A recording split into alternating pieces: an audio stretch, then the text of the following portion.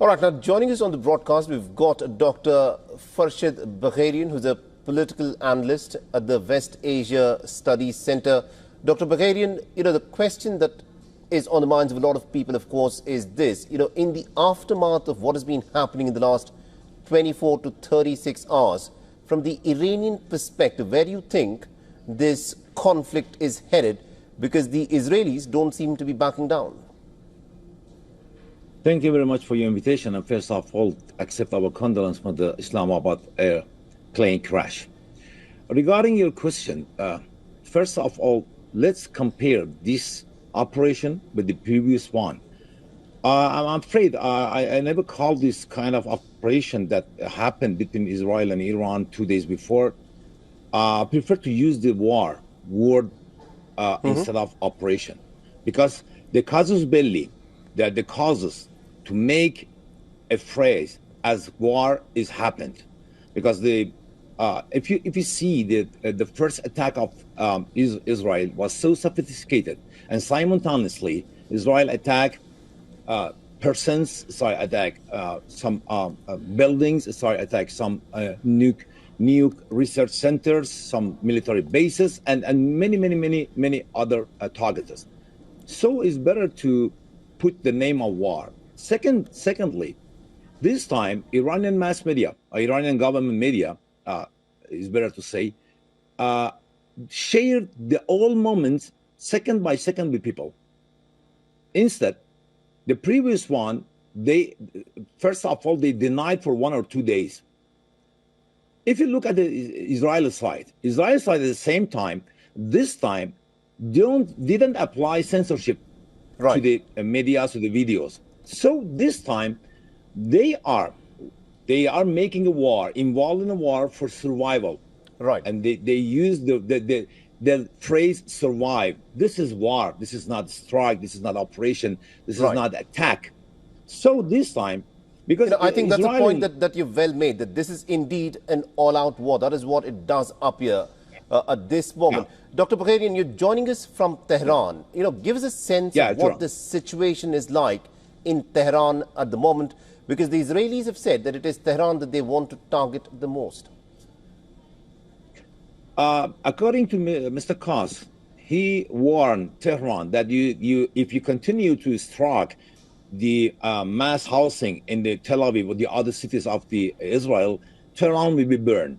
This is some part of the 5th generation of war, psychological war. This is some part of the cognitive war.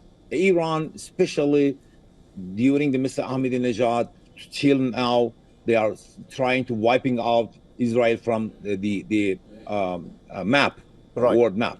This is a part of the psychological war. But the fact is, right now, if we goes back to my aforementioned details, that this is the war, and this is a surviving war, of course, they are trying to overthrow the other part of the, part of the action. If you see the wars, if you look at the glance of the wars, that first of all, Mr. Netanyahu talked about the government overthrow. The government overthrow, what does it mean? Because the cabinet of Mr. Netanyahu is, how can I explain? This is sometimes is in a hazardous level. But with this operation right now, he got more voters and chairs from the Knesset. This is survive. So Iran at the same time lost some kind of the legitimacy by the people, by some part of the people. But after this kind of the attack that I'm calling it a war, Iran can concentrate the legitimacy from part of the people. And this is very important. This is very important for the survival for some government of the state and for administrations. In this time, in this period right now, both Iran and Israel, they are recovering their legitimacy, not attacking each other. And in the second part, they will attack each other. This is some kind of the warming up. I assume you it is know, wiring Dr. up. Bagherian, I think you're putting it Yeah. in perspective in the larger strategic objectives that the two nations want to in fact achieve. But I want to talk about something that is much more immediate, that is happening at this moment as we speak. I know. Because it is an unprecedented situation that we are in. The Iranians have struck Tel Aviv. This is something that's never happened in the history of the state of Israel since it came into existence about 7 decades ago. Now, the Israelis have been striking in a very concerted manner at the Iranian nuclear facilities. The IAEA chief says that this is in contravention of the international law. The question that I want to ask you is this. Looking at the manner in which things have escalated in the last 36 hours and about the possibility that the Americans could also get involved in this war, you know, how does Iran proceed from here? Is it looking for an escalation, or is it looking for an off-ramp to cool things down? From my part, escalation is foreseen because, first of all, we have two Americas. One is America, that we call it state, and the other is Mr. Trump's America. There is many differences between the two Americas. Mr. Trump tried to put Iran on the table and tried to oblige Iran to put a sign on a blank paper for the future of the Iran, for the future of the nuclear program and something else. Iran refused, and Iran called it as a red line for that. So tomorrow, the world's supposed to see the accord signed between Iran and the United States in Oman, in Muscat. And Israel stopped that. Israel stopped that. And Iran right now resigned to take part to tomorrow, accord. So for this reason, look at the situation of Mr. Trump. Mr. Trump, during his presidential campaign, tried to promise the world that I'm trying to bring peace for the world. He couldn't do that. Nothing happened. Nothing happened, never. And the final post is Iran. So this is the Mr. Trump project. This is not the war. This is Mr. Trump project. Okay. All right. Interesting. Dr. Bagheri, you're joining us from Tehran, so I'm pretty sure you'll be able to give us a better picture of what probably the people within Iran are listening to when they're hearing about this war. Because Tasneem News Agency, which is one of the local news agencies in Iran, has reported that Iran has downed yet another Israeli F-35 jet. This reportedly is the third F-35 jet that the Iranian government claims it has brought down. Are the Iranian people being shown any kind of a wreckage of the F-35 that has been shot down, if it has been shot down? Because the Israelis say that all of these claims by the Iranians are just rubbish. Yeah. I have heard the Israeli comments, but Iran not only told that the F-35 stealth aircraft was down by the Iranian forces, and beside one F-16 also, and one of the pilot was a woman, and the other was safe. Is already the details this the news. We had this news from the testing news, not only the testing news, from the other.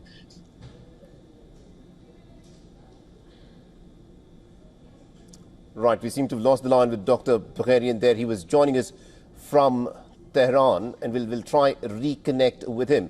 But remember, we are at a very critical juncture in terms of what's been happening between Iran and Israel. There are hectic negotiations that, of course, are happening behind the scenes.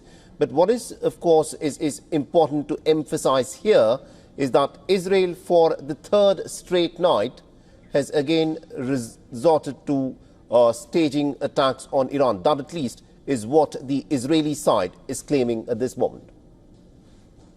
The Israeli side announced before that this attack, the first day attack, would be lasting for 6 days, and I think it's based on the some belief in the Tanakh or maybe Torah that God produced the world in 6 days, and the seventh day God tried to get the rest.